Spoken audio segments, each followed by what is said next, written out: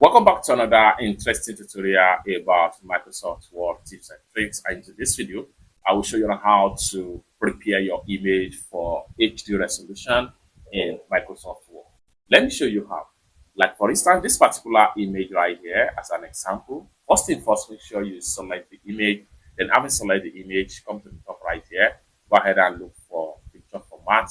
Next thing you want to do is go ahead and click on compress, and this is going to pop up right here. Next thing you want to do here is to go ahead and make sure you check this.